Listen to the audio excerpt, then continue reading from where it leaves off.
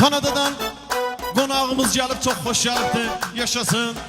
Bizdən İngilisi cəlman dərxast eləyib, bizim gözümüz üstə. İbrahim Qadey, gedək baba.